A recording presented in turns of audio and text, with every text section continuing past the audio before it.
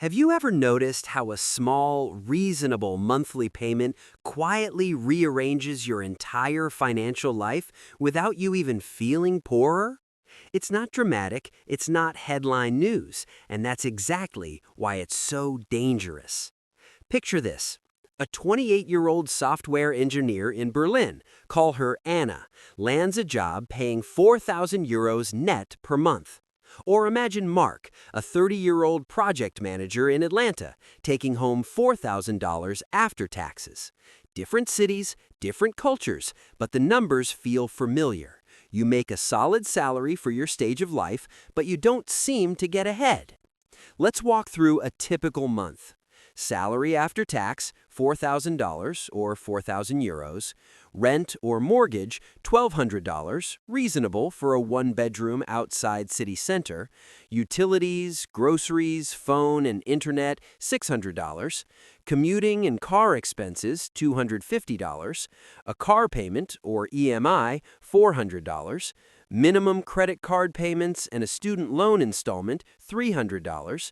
Lifestyle spending, dinners out, subscriptions, clothes, $500.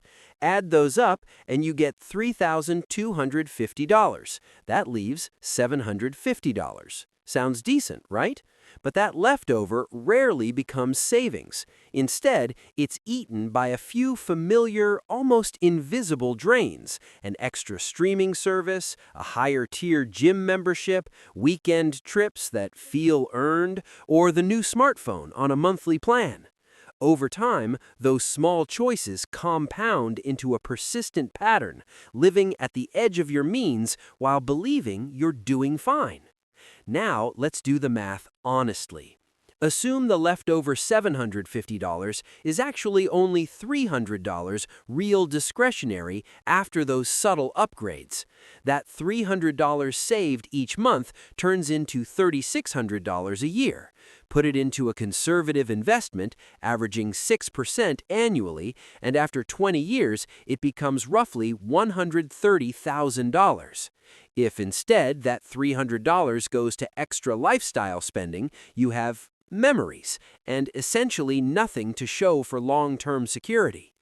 Here's the key mistake behind this: treating recurring discretionary payments as one-off treats.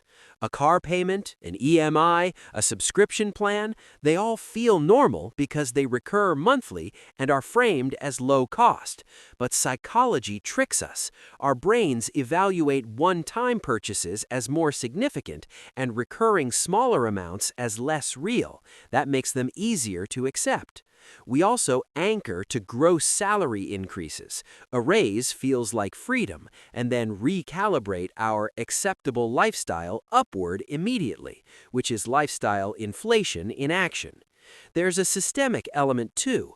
Financial products are designed to make expensive choices feel affordable. Low down payments, long-term EMIs, and rewards-linked credit cards nudge people toward consumption framed as smart or aspirational. Combine that with social pressure, friends posting upgrades, coworkers showing off status purchases, and you get a steady stream of rationalizations. I earned this, it's cheaper than renting, or I'll pay it off later. Those rationalizations are powerful because they're true in isolation, but harmful in aggregate. What happens if this pattern continues? The short answer: slower wealth accumulation and more fragility. That car payment that seemed harmless at $400 a month costs $4,800 a year.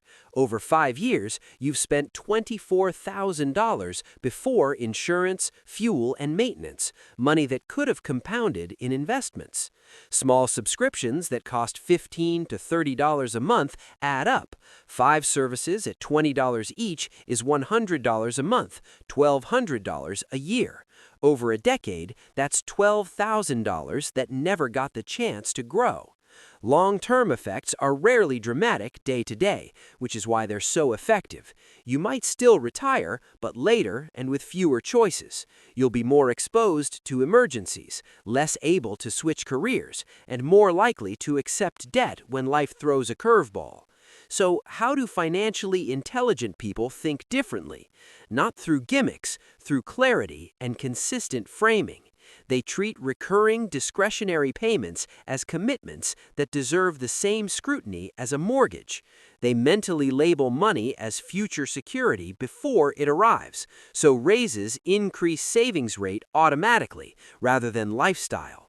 They compare long-term opportunity cost, not just immediate pleasure, when deciding whether a monthly payment fits. Imagine this altered scene. Anna gets the same 4,000 euros. Instead of letting a new car payment slide in, she asks, what else could 400 euros per month do for me long term? She models both paths for 5 and 20 years. The numbers aren't emotional, they're just math. That shift from feeling to modeling changes choices without guilt. It's not about depriving joy, it's about choosing which joys compound and which evaporate. This habit isn't about willpower, it's about structure and perspective. Make recurring commitments visible, treat them like fixed costs you can evaluate, and give future you a seat at the table when a new payment plan is presented. Over time, those small decisions accumulate into meaningful security. If this made you rethink one monthly payment, that awareness is progress. If you want more calm, analytical videos like this, consider subscribing.